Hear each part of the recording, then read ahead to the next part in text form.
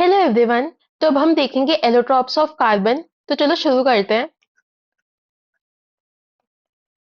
Allotropes of carbon.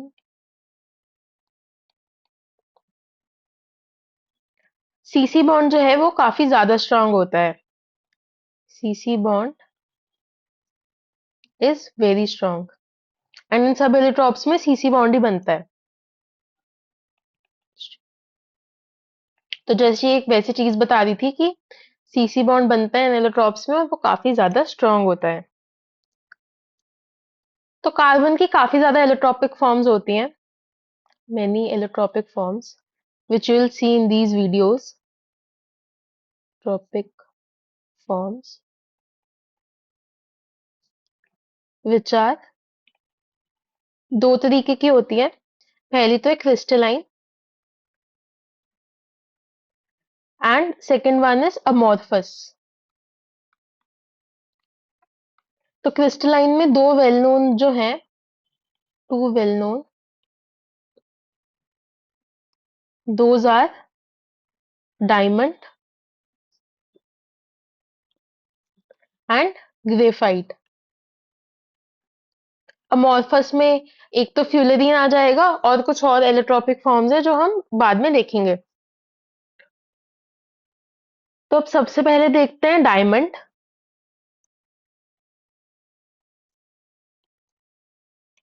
First is diamond. इस video में हम ना डायमंड एंड ग्रेफाइट देखेंगे and that is basically crystalline allotropes देख लेंगे एंड दूसरी वीडियो में हम अमोर्फस एलोट्रॉप्स देख लेंगे। इसके तो मेरे हैंड रिटन नोट्स भी देखना जब प्लेलिस्ट खत्म हो जाएगी, काफी सुंदर एंड प्यारे तरीके से बनाए हैं। तो पहले अगर स्ट्रक्चर की बात करें तो स्ट्रक्चर ऐसा सा होता है। इसे हेक्सागोनल शेप में ये अलाइंड होते हैं।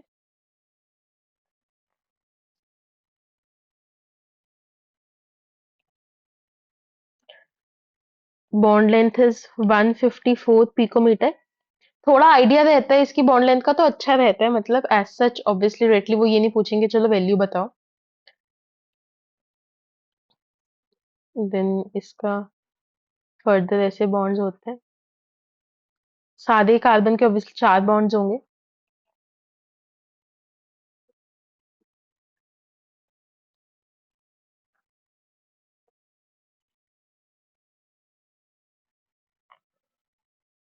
कि ऐसे ही पूरा एक स्ट्रक्चर होता है। This is a very beautiful structure. Diamond is very hard, you all know, and इसका स्ट्रक्चर काफी अच्छा होता है।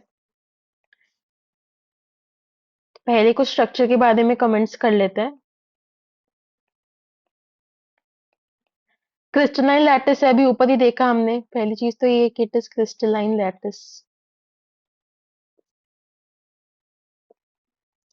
Second thing is rigid 3D network होता है कार्बन एटम्स का। Rigid 3D network of carbon atoms. बताया था ना अभी कि डायमंड काफी ज्यादा स्ट्रांग होता है, ये सब ये चीज तो तुम्हें पता भी होगी। तो इसलिए क्योंकि इसका एक काफी rigid 3D network of carbon atoms होता है एंड इसमें कार्बन की हाइब्रिडाइजेशन क्या होती है?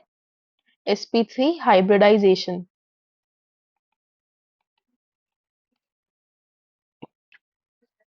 स्ट्रक्चर पे तो हमने कमेंट कर लिया, अब हम कमेंट करते हैं इसकी हार्डनेस पे।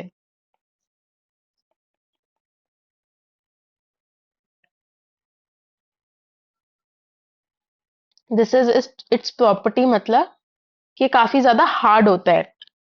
ये तो हमने सुना ही है हमेशा से कि डायमंड बहुत हार्ड होता है। इनफैक्ट ग्लास कट करने के लिए भी यूज करते हैं इसे। बट ये इतना हार्ड होता क्यों है? ठीक है, 3D नेटवर्क तो है बट फिर भी क्यों? Due to extensive covalent bonding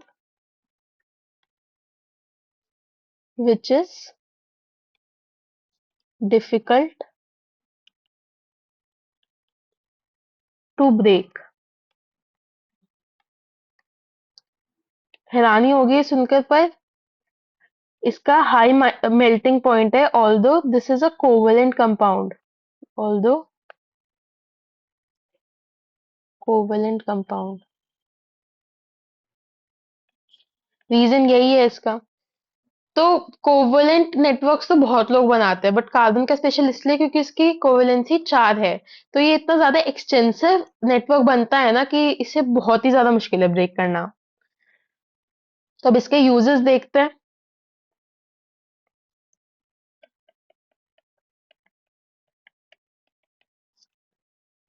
पहला यूज है शार्पनिंग हार्ड टूल्स।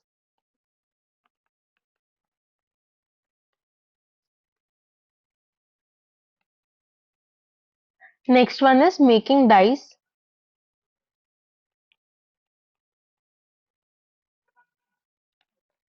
और लास्ट में इसका यूज है manufacture of tungsten filaments for electric light bulbs. वो बनाने के लिए भी डायमंड का यूज करते हैं। और भी काफी तरह के यूजेस हैं, जैसे मैंने बताया था ग्लास कटिंग में भी यूज होता है, एंड मतलब uses are endless. Manufacture of tungsten filaments for electric light bulbs. तो ये थी हमारी डायमंड के बारे में सारी डिटेल। स्ट्रक्चर देखा कि ऐसे 6 कार्बन ऐसे हेक्सागोनल शेप में अलाइंड होते हैं। स्ट्रक्चर की कुछ चीजें देखी, हार्डनेस के बारे में देखा, हार्डनेस क्यों होती है, एंड यूजेस देखे। अब हम नेक्स्ट देखते हैं graphite. So next is graphite.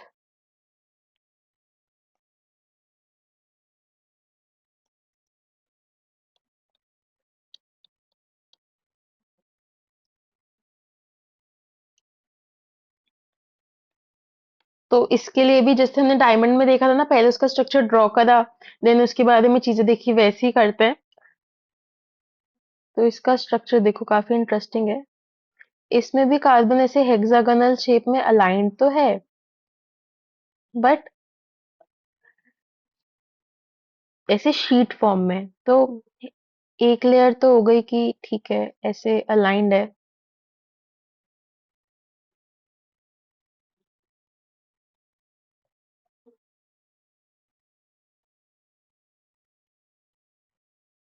ये सब चीजें अगर तुम खुद भी बनाओगे ना साथ में, एंड खुद भी नोट करोगे, तो वो और ज्यादा याद रहती हैं। तो ये एक लेयर हो गई, एंड ऐसी एक और लेयर होती है।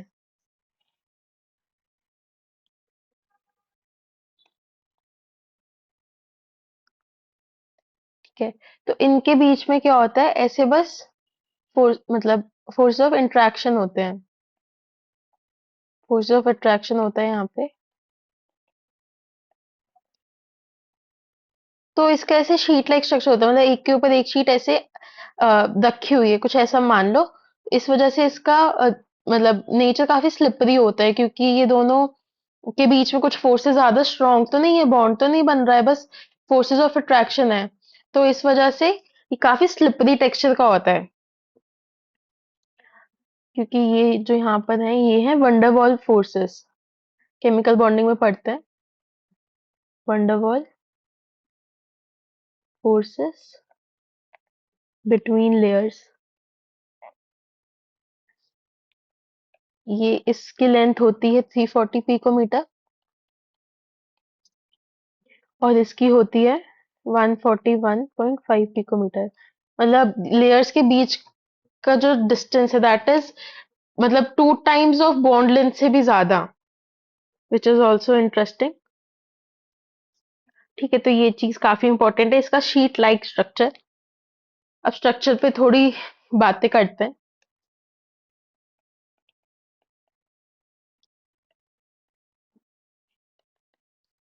तो ये तो हमने देखा ही, लेयर्ड स्ट्रक्चर है।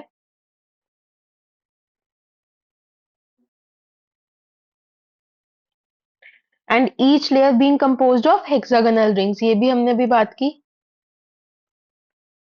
Each layer composed of hexagonal rings।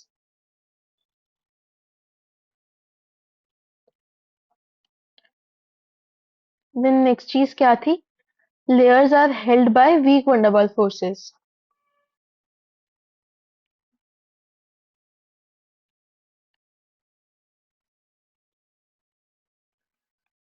van der Waals forces को मैं VWF से डिनोट कर दी हूँ।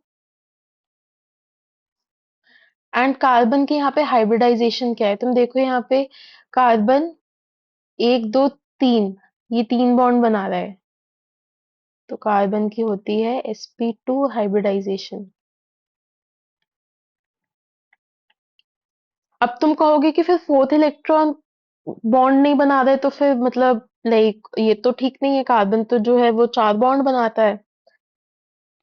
तो उसके बारे में देखो, फोर्थ इलेक्ट्रॉन जो है वो पाई बॉन्ड बना रहा है, एंड वो इलेक्ट्रॉन जो है वो डीलोकलाइज है, मतलब वैसे घूम रहा है इस हेक्सागोनल रिंग में, जैसे बेंजीन में होता है ना कुछ कुछ वैसा। Fourth electron forms pi bond, electrons are delocated। वही बेंजीन वाला सिस्टम है ये।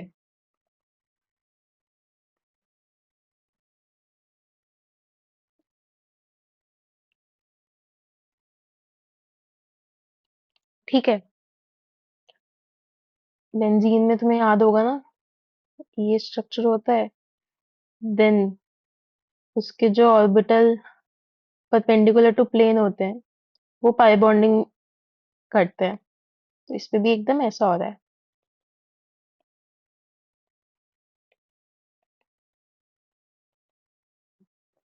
ठीक है, अब इसकी कुछ प्रॉपर्टीज देख लेते हैं।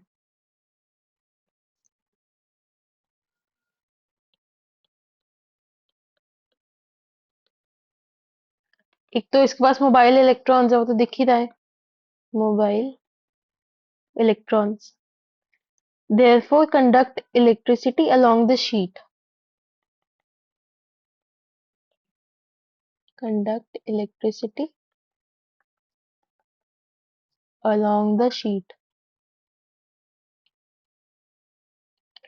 उसके अलावा ये इजीली क्लीव हो जाते हैं between the layer, hence soft and slippery होते हैं, क्योंकि देखो ना बीच में तो बस वो वंडरवॉल फोर्सेस ही हैं। Cleaves easily between layer, therefore soft and slippery. Properties देख ली, अब देखेंगे uses.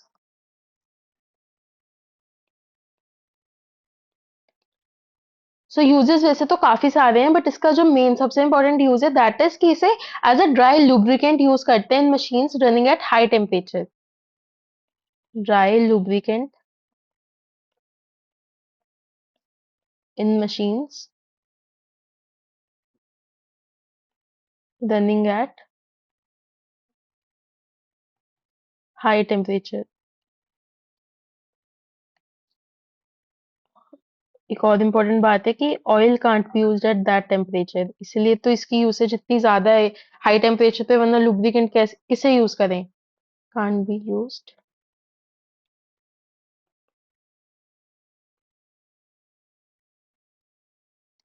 So that's all for this video. एक बार चलो रिकैप करते हैं कि क्या क्या देखा हमने।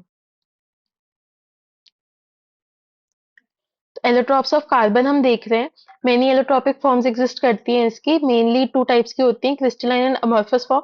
क्रिस्टलाइन में 2 वेल नोन फॉर्म्स है, डायमंड एंड ग्रेफाइट, जिनकी हम बात करने वाले हैं। डायमंड का स्ट्रक्चर तो एक रिजिड 3D नेटवर्क होता है कार्बन एटम्स का, एंड इसमें कार्बन sp3 हाइब्रिडाइजेशन में होता है। इसकी हार्डनेस होती है because of the extensive covalent bonding, and इसके काफी सारे यूजेस हैं, out of which 3 are sharpening hard tools, making dyes, manufacturing of tungsten filaments for electric light bulbs। फिर हमने देखा ग्रेफाइट, इसका स्ट्रक्चर काफी यूनिक है, ऐसे हेक्सागोनल रिंग्स होती हैं इन अ शीट, एंड ऐसी मल्टीपल शीट्स अरेंज्ड होती हैं जिनके बीच में वंडरवॉल फोर्सेस होती हैं, एंड इसमें कार्बन sp2 हाइब्रिडाइजेशन में है। तो जो एक इलेक्ट्रॉन बचता है कार्बन के पास, उससे क्या होता है, पाई बॉन्डिंग होती है, दैट इज डीलोकलाइज्ड, एकदम बेंजीन जैसे। तो इसकी वजह से क्या है, इलेक्ट्रिकल कंडक्टिविटी शो करता है, एंड शीट लाइक स्ट्रक्चर होने की वजह से ये सॉफ्ट एंड स्लिपरी होता है। अब इसके सबसे ज्यादा इंपॉर्टेंट यूज क्या है कि ये यूज होता है as a dry lubricant in machines running at high temperature. So that's all for this video. Next video में हम देखेंगे fullerenes and some other allotropic forms of carbon. Thank you.